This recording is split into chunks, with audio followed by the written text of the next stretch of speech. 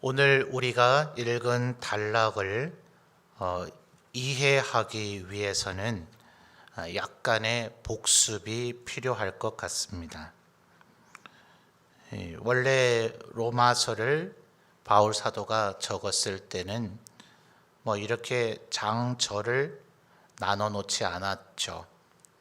그러다 보니 지금 우리가 일주일에 한 번씩 단락을 나눠서 말씀을 생각하는 것처럼 이렇게 하지 않았을 거예요. 누구라도 이 성경을 낭독하거나 이 성경을 읽을 수 있는 기회가 있었다면 그저 16장을 그저 앉은 자리에서 쭉 읽어 갔겠죠.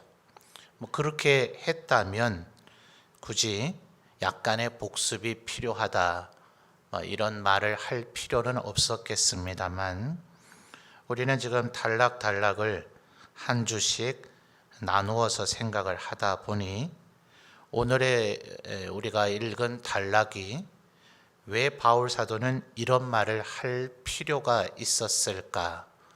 이게 기억되시는 분도 있겠고 전혀 그 의미가 생각되지 않으실 수도 있거든요. 그래서 한번 8장까지에서 이제 바울 사도는 그가 얘기하는 복음, 말하자면 구원의 길에 대해서 이미 대략적인 윤곽의 설명을 다 했다 해도 과언이 아닙니다. 그 부분만 간단히 한번 살펴보겠습니다. 지난 시간에 우리가 살펴본 바대로 29절과 30절을 보면 개혁주의 신학에서 얘기하는 구원의 9가지 서정 단계들의 대부분이 이 안에 들어있다 그랬죠. 29절에 하나님께서 창조 전에 우리를 미리 아셔서, 29절 상반절에 하나님이 미리 아신 자들 예지라 그랬죠. 이 예지되어진 가운데 여러 사람 가운데 그냥 도매금으로 넘어가는 우리들이 아니라 우리 각 사람을 천하 가운데 단 하나밖에 없는 구별된 존재로서 우리를 알고 계시다. 그렇게 예지하여서 우리를 알고 계신 하나님께서 29절 중반절과 30절 상반절에 두 번 반복되는 미리 정하셨다. 에베소서 1장에서도 얘기하는 소위 예정 교리가 여기서 지금 또다시 언급되고 있죠. 하나님께서 우리를 예정하셨고, 이어지는 30절을 보면 부르시고, 구원의 서정 가운데 첫 번째 단계인 소명을 이야기하고 있습니다. 부르신 그들을 또한 의롭다 하시고, 네 번째 단계인 신앙, 믿음을 우리에게 주신 것을 이야기하시죠. 그리고 의롭다 하셨으니까 칭의입니다. 다섯 번째 단계이고, 의롭다 하신 그들을 영화롭게, 아홉 번째 단계인 영화를 얘기하고 있고, 의롭다 이미 하셨는데 그들을 영화롭게 하게 될 그 중간의 상황, 그것을 흔히 견인이라고 이렇게 표현을 하죠.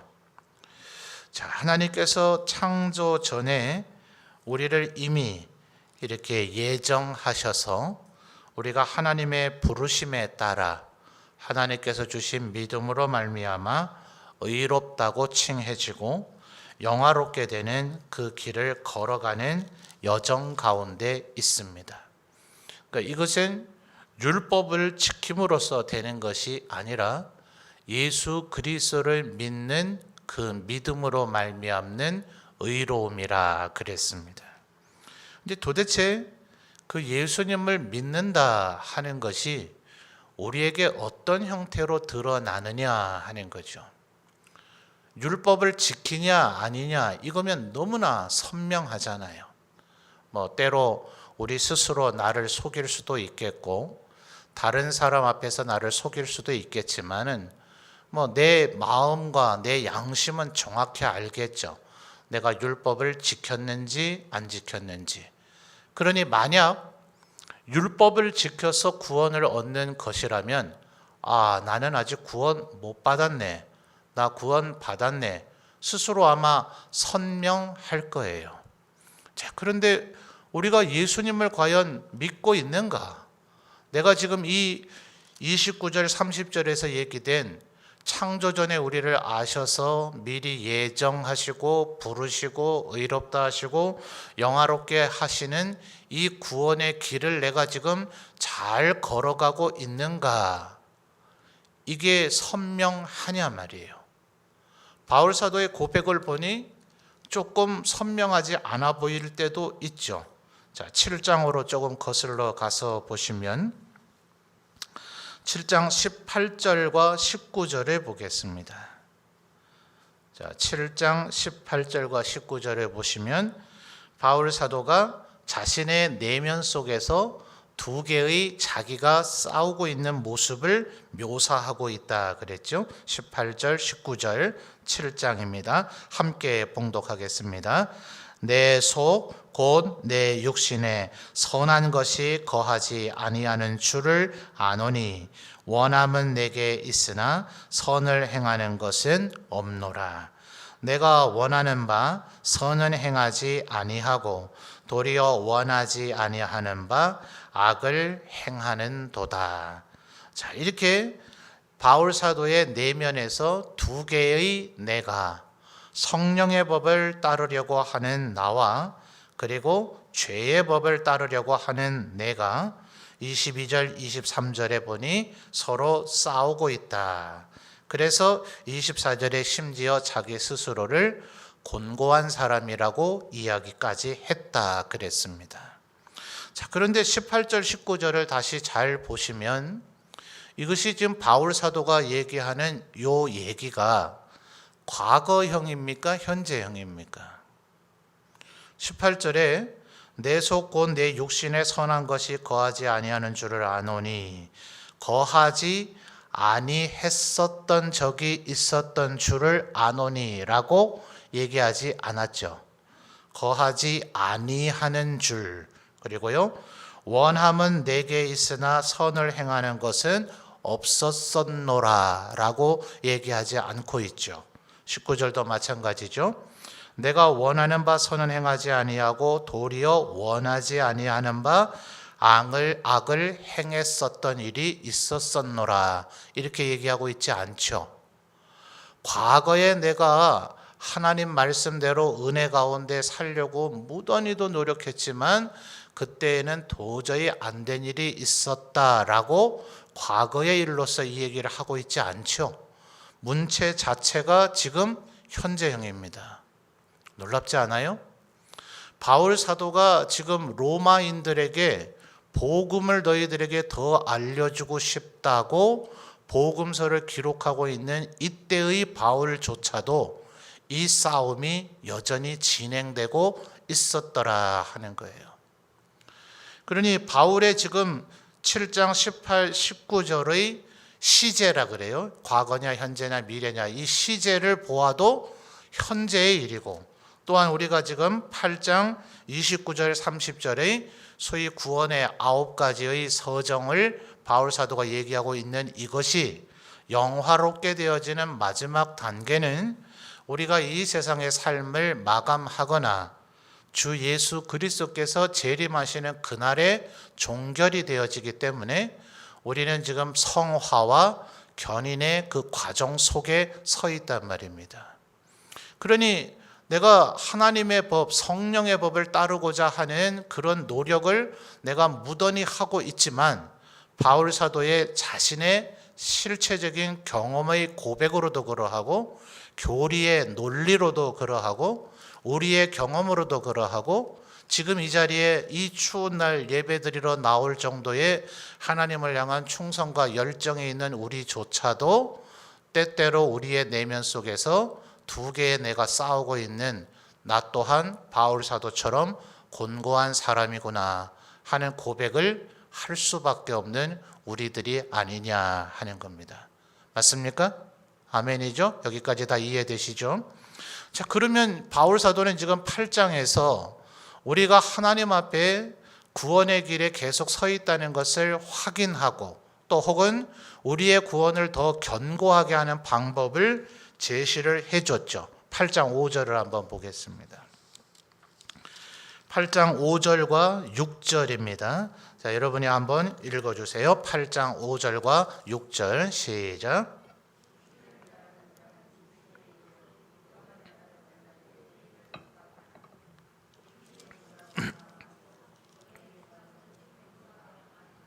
아멘. 자, 이미 성령께서 우리에게 임하셨죠. 고린도전서 12장 3절에서 얘기하기를 누구든지 성령으로서 아니하고서는 그리스도를 주라 할 수 없다. 그러니까 우리의 입으로 예수님을 주님이라 고백하고 있으면 그것은 내 의지가 아니에요. 오늘 오전에도 조문을 다녀왔습니다만 그 자리에서도 제가 입관 예배로 드리면서 설교 도중에 언급을 했지만 우리 수많은 제 20년 목회 생활 가운데 수많은 어르신들, 연로한 어르신들의 병상을 찾아뵈 봅니다. 믿는 자녀들이 부모님은 신앙생활을 하지 않으셔서 돌아가시기 직전에라도 예수님 영접하고 예수 믿고 가시게 하고 싶어서 목회자를 불러서 기도해 주십시오. 복음을 전해서 영접 기도라도 따라하게 해 주십시오. 안 하는 분은 끝까지 안 해요. 그게 뭐라고요? 이미 너무나 건강이 안 좋으셔서 의사소통이 솔직히 잘 안 되시는 분도 계시고 자신의 그 말을 정확하게 지금 표현을 못하는 단계에 이미 들어있는 분도 계셔요. 그래서 제 얘기만 그냥 잘 경청해서 들으시고 아멘이라고 하는 이 두 글자만이라도 한번 말씀하시죠. 그게 뭐라고요? 그 두 글자가, 그죠? 그까짓 거 뭐 자녀가 그토록 원한다는데 생전 보도 듣도 못한 목사라는 사람을 불러다가 자녀가 엄마, 아빠 제발 이 아멘이란 두 글자만 해봐요. 그렇게까지 요청을 하면 그냥 해주고 말지 않겠어요? 근데 안 하는 분은 끝까지 안 해요. 처음에 가니 이제 생전 처음 보는 젊은 사람이 오니 이 사람이 누군가 해서 굉장히 놀라세요. 자녀들이 우리 교회 목사님이에요 이렇게 얘기하니까 벌써 얼굴 표정이 싹 변하세요. 다른 종교의 몸을 담고 계셨기 때문에. 차갑기가 그렇게 냉랭할 수가 없어요. 병상에 말하자면 저도 병문안을 온 셈인데 그래도 뭐 넉살 좋게 우리 아드님이 따님이 어머니 아버지 얘기를 얼마나 했는지 모릅니다로부터 시작해서 별의별 그동안 신방하면서 들었던 온갖 얘기를 하면서 어르신 마음을 녹여보려고 애를 써요. 뭐 그렇게 5번 6번 가다 보면 미운정 고운정 들어가지고요. 이제는 어느새 냉랭함은 많이 사그러들고 저를 꽤나 오래 봤던 사람인 것처럼 반갑게 웃으면서 대해주세요. 바쁘고 힘들 텐데 뭐 하러 자꾸 오느냐 뭐 이런 말도 하시고 그래요. 그러면 또 한 30분 1시간 이런저런 얘기를 하면서 그런 잡담 같은 얘기 속에 복음을 녹여내서 전도법에서 패러다임 시프트라 그러죠. 일상의 대화를 하는 것 같으나 그 속에 복음을 녹여내서 끊임없이 들려주는 거예요.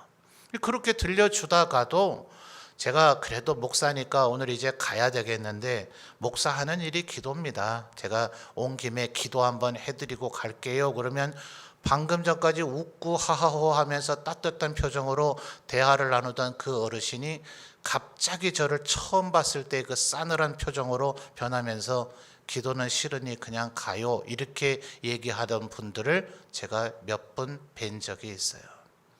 그러니까 여러분 우리들이 고린도전서 12장 3절 설명하다 지금 이 얘기를 하는 겁니다. 누구든지 성령으로 아니하고서는 그리스도를 주라 할 수 없다. 그 고백이 그렇게 단순한 고백이 아닙니다. 마음으로 믿어 그리고 입으로 시인한다 하는 이것이 그렇게 쉬운 얘기가 아니에요. 안 하는 사람은 죽어도 안 해요. 그냥 거짓말로라도 그냥 해고 끝내버릴 것 같은데 안 합니다. 오직 하나님의 은혜와 섭리가 다 있는 사람만이 마치 예수님께서 십자가 지실 때 한쪽 편의 강도처럼 그 마지막 끈이라도 붙잡게 되는 거예요. 그러니까 분명히 여러분이 지금 하나님을 믿고 이 저녁에도 예배드리러 나왔다면 우리에게는 분명히 성령님이 계실 겁니다. 맞습니까? 아멘이죠? 그럼 분명히 우리가 성령의 사람인데 실제로 우리가 살다 보면 하나님 말씀에 순종 못할 때가 있거든요. 내가 보더라도 범죄했을 때가 있거든요. 그리고 지금 8장 5절과 6절에서 얘기하는 바대로 이렇게 하면 내 믿음이 더 견고하고 확고해지고 내 구원이 아주 든든한 반석 위에 있는 것처럼 되겠구나 싶어서 어찌하든지 성령의 일을, 그죠? 5절 하반절을 보니까 영을 따르는 자, 내가 성령님을 따라야지라고 마음에 결심을 하는 거예요. 그러면서 성령님이 기뻐하실 일들을 생각하는 거죠.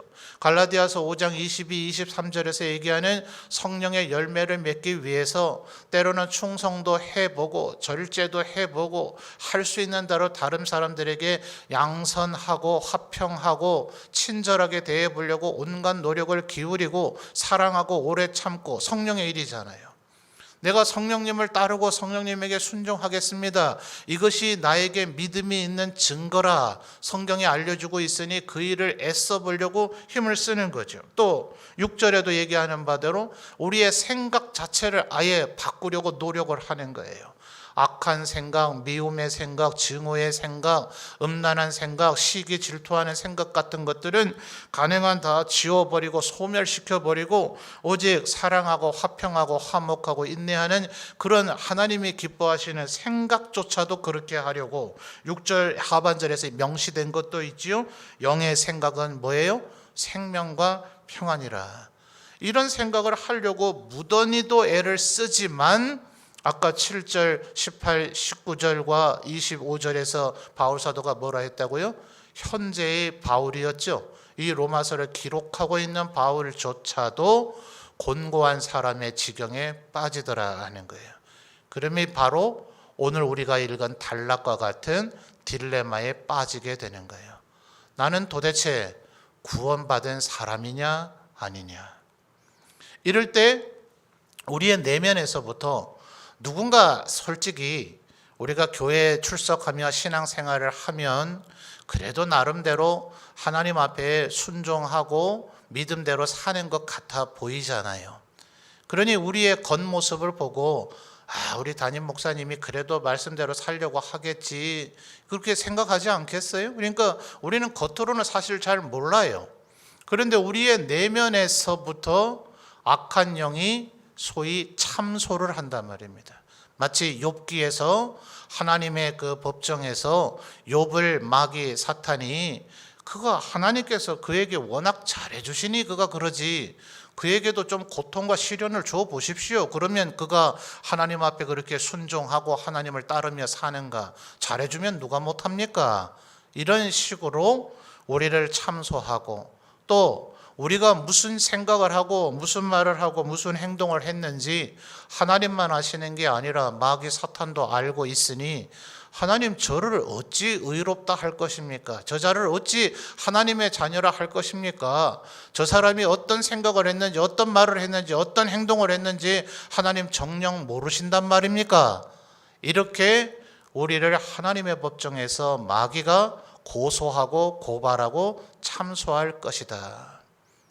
그런 일이 실제로 벌어지고 실제로 벌어지지 않는다 하더라도 아까 곤고한 사람이라 얘기한 내 내면에서의 그 싸움이 그 죄악의 율법을 거기에 얽매여 있는 내가 너 못 지켰잖아. 너 또 율법을 범했잖아. 하나님이 내리셨던 명령을 너는 행하지 않았잖아. 라고 우리에게 계속해서 속삭여 되는 거죠. 죄책감을 유발시키는 겁니다. 그래서 지금 오늘 우리가 읽은 단락은 마치 그 하나님의 법정과 같은 것을 묘사하고 있습니다. 자, 33절을 먼저 주목해서 보죠. 오늘 우리가 읽은 단락입니다. 8장 33절을 보니 누가 능히 하나님께서 택하신 자들을 고발하리요. 자, 현대 법률에서는 고발과 고소의 개념을 정확하게 분리해서 사용하고 있죠. 그러나 지금 이 로마서 8장 33절에서 얘기하는 것에서는 광범위한 고발을 얘기합니다. 굳이 고소와 고발을 지금 구별할 필요는 없습니다. 혹시 여러분 고소를 당해보거나 고발 당해보신 적은 있으십니까? 혹시 고발이나 고소를 당하게 될 거라는 협박을 당해 보신 적은 있으십니까?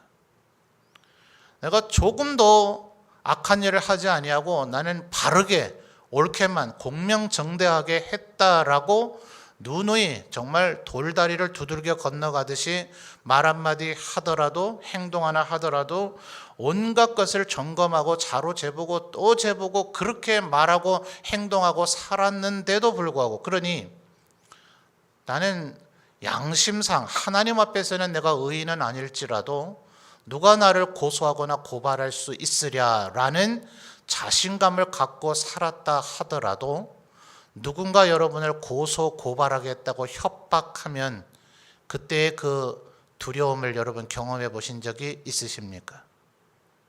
많은 이들이 인생을 살다 보면 그런 크고 작은 일들을 겪게 돼요. 정말 전전긍긍하는 모습을 보게 됩니다. 그 분명히 옳게 살았어요. 의롭게 살았습니다. 고소 고발 당할 일이 없어요. 실제로 재판정에 가서 재판을 해봐야 끝내 무죄 판결을 받게 될 것이 분명합니다. 그런데도 전전긍긍해요. 이 일로 인해서 내가 불이익이나 피해를 당하면 어떡할까? 그저 심리적 불안이 아닙니다. 그 사실 자체가 굉장한 충격이 되어서 뇌혈관 등에 출혈을 일으키는 등의 건강 이상을 경험하게 되는 경우도 얼마나 많이 봤는지 몰라요. 실제로 고소고발을 당한 게 아니에요. 너를 고소하겠다, 너를 고발하겠다 하는 협박만으로도 사람이 그와 같은 심각한 마음의 고통을 느낍니다. 왜 그럴까요? 혹시 가족 중에 판사나 검사나 변호사가 계신 분들은 오해 없이 들으십시오. 여러분의 가족인 판사, 검사, 변호사는 의롭고 정당하실 거예요. 그런데 이 세상에는 정당하지 않은 그런 법조인들이 적지 않습니다. 성경이 그것을 논증하고 있습니다. 구약의 선지자들이 얘기했던 크고 작은 죄들은 우리 일반 민간인이라 그럴까요? 평민이라 그럴까요? 백성들이 저지르는 경제적인 크고 작은 범죄들만을 얘기하는 것이 아니라 왕이나 판관들, 소위 현대적으로 말하면 법조인들이죠. 그들의 구분 판결에 대해서 구약의 선지자들이 얼마나 질타하고 있는지 모릅니다. 고대로부터 지금까지 법이 제대로 시행되지 않은 예가 얼마나 많은지 몰라요. 그것이 오히려 더 많을지도 모릅니다. 그러니 지금 33절에 이 두려움이 이해가 되십니까? 판사를 믿을 수가 사실은 없는 거예요. 분명히 내가 나름대로는 돌다리 두드려 가듯이 그렇게 한치에도 어긋남 없이 늘 의롭고 바르고 정대하게 살아오려고 힘쓰고 애쓰고 그렇게 살았노라고 자부하고 있는데도 불구하고 누군가 만약 나를 고소고발하겠다 그러면 그 판사가 과연 공명정대하고 의롭게 판결을 해줄까? 여기에 대한 확신이 없기 때문에 그 두려움이 생겨지는 겁니다. 근데 33절에 보십시오. 고발 한들 두려울 이유가 있어요, 없어요?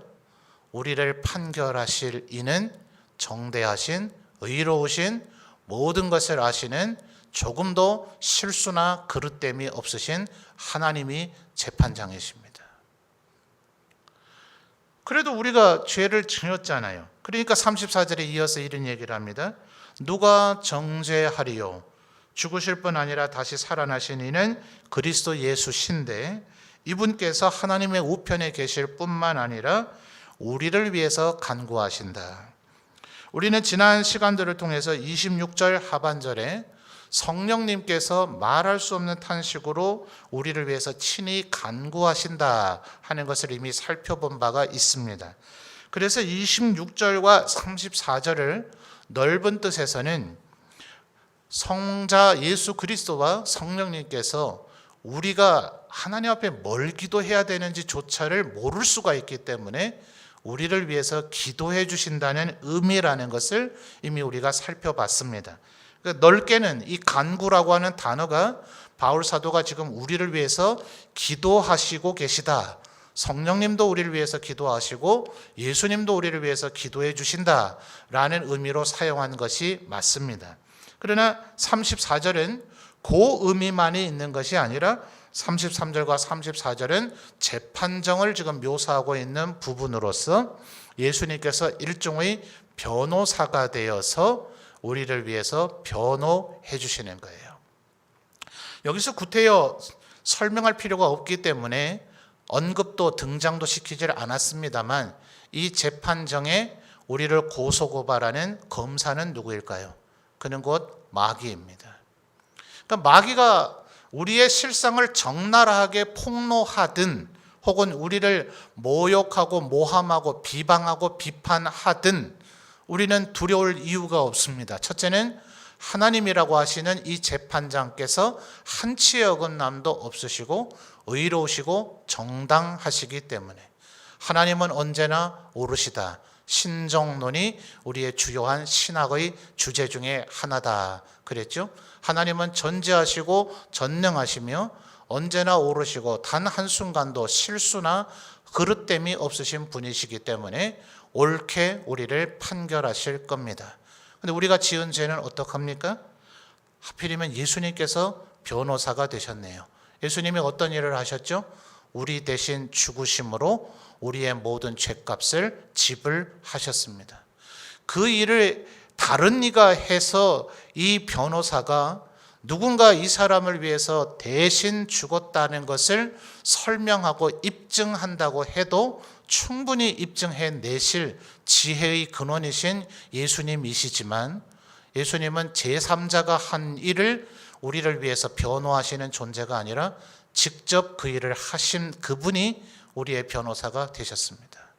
내가 바로 지금 피고로 소환된 저 사람을 위해서 대신 죽어서 저 사람의 모든 죄를 씻었다. 누가 감히 그래서 우리를 고발할 수 있느냐 하는 거예요.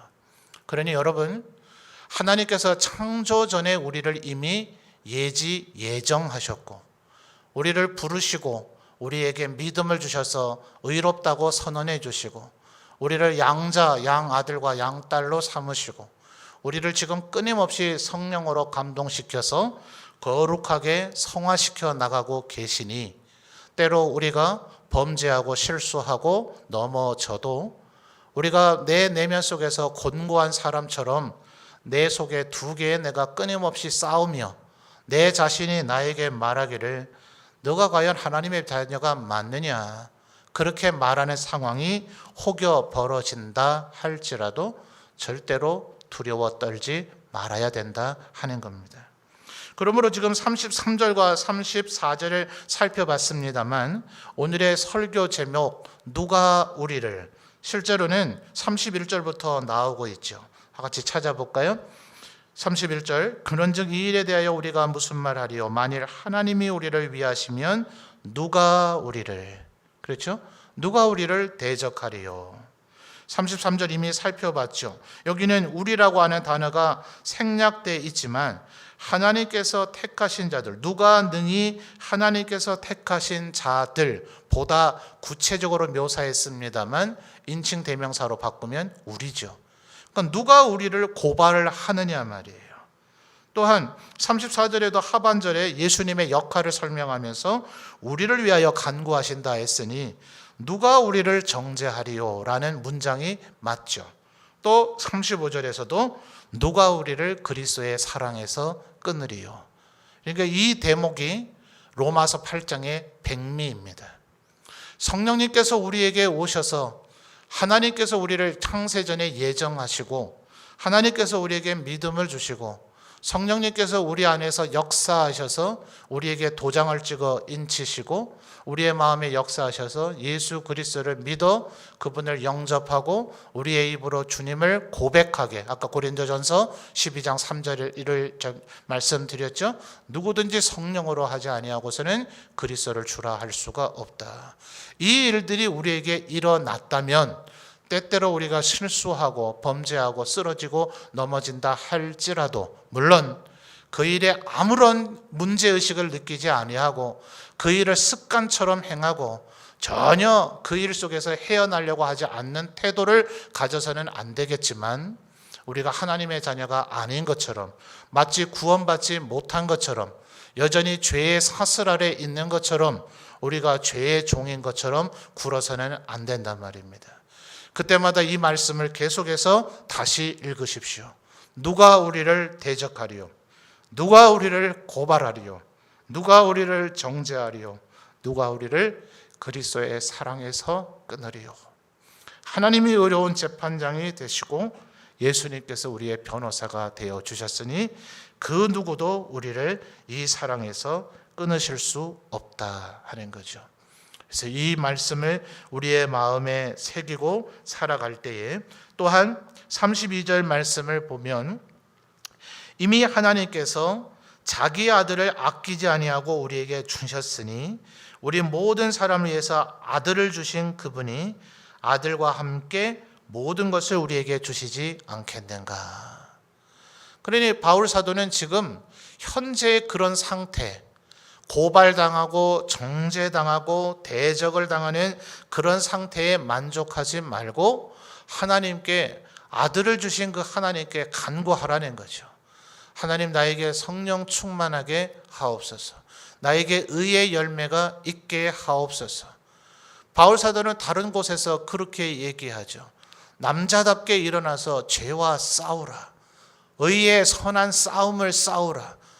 피 흘리기까지 스스로 복종하라 라고 얘기하고 있습니다. 그냥 맹놓고 앉아있지 말고 죄와 싸워서 분명히 이길 수 있다. 그래서 시편에서 묘사하죠. 시편에서 하나님을 마치 고대에는 다윗과 같은 1인 용사가 있으면 그 군대는 승리하지 않습니까? 온몸에 피를 묻혀서 적을 죽이고 또 죽이는 고대 전투 사무엘서나 열왕기서나 등등에 묘사된 전투들을 보면 한 번의 전투는 무려 24시간에서 48시간 이어지기도 일쑤입니다.